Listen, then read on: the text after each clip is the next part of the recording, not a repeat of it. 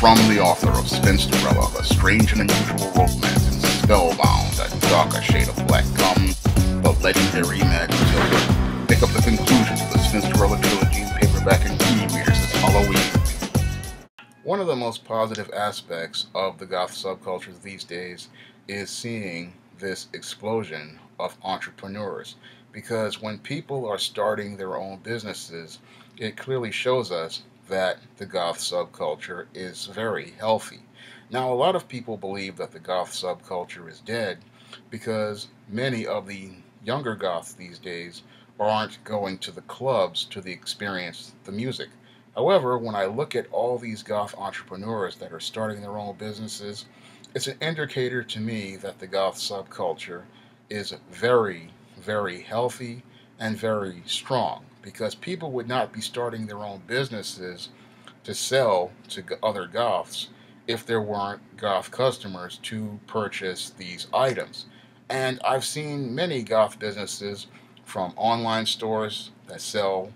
merchandise like Demonia boots and New Rock boots and Dracula clothing and other fashions, to small Etsy shops and eBay stores which sell handcrafted items. And it clearly shows me that the goth subculture has a very, very strong economic base and a large audience of customers looking to buy items that are goth related and to share the subculture with people all over the world. And when I look at the economic state of the goth subculture, it's one of the strongest economies I have seen in America so far, and even all over the world, because when I look at the goth subculture from an economic state, you see more and more businesses opening, and you see more and more people participating in entrepreneurship. And entrepreneurship is something that is very important in maintaining the health and the life of a subculture, because when you have people starting their own businesses, it shows us all that these people believe in the subculture, they care about the subculture, and they want to continue sharing it with others. So when you see people spending money to start businesses,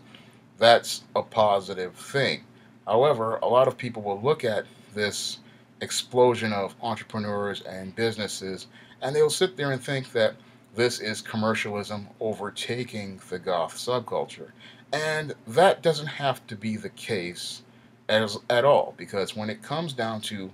goths starting businesses to sell to other goths, that's a positive thing. In the African American community, we call this group economics. And with group economics comes economic power, because you're going to be creating an economic base. Because when a goth spends money with another goth, what they're doing is they are keeping money in the subculture. And when you keep money in the subculture,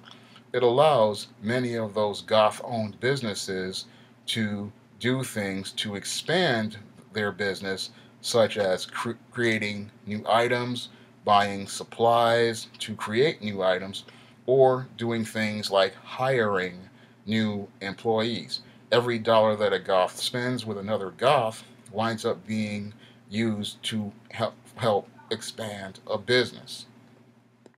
because all those businesses can work towards improving the quality of life in the goth community, and it can help lead to the expansion of events like your Wave Gothic Treffen that's in Germany, or your Mara Luna Festival. And I imagine something from all these goth businesses, if they were to expand and get large enough, where you could have a goth music festival right here in America, just like Mara Luna or your Wave Gothic Treffen, and that all can happen when you have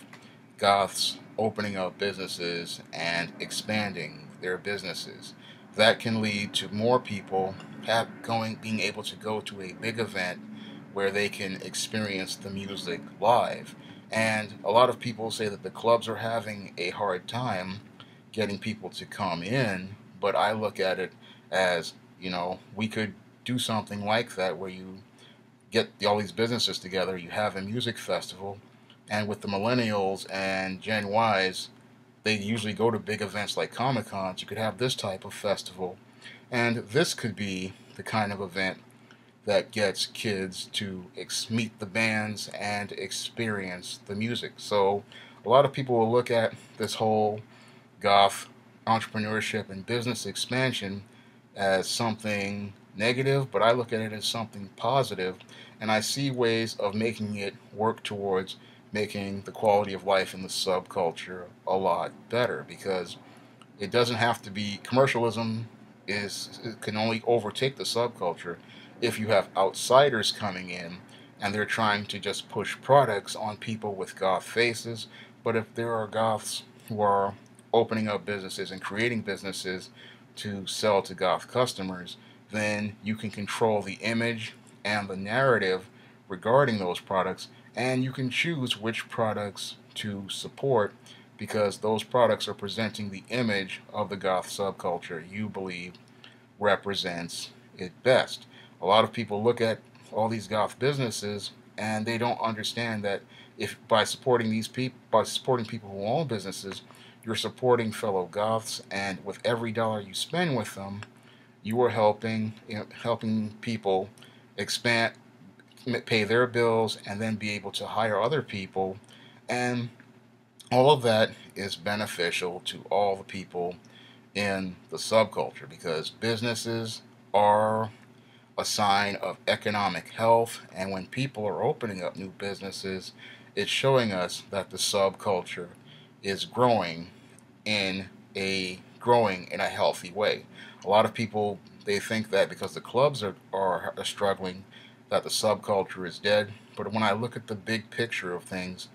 it's clear to me that the subculture is very healthy, because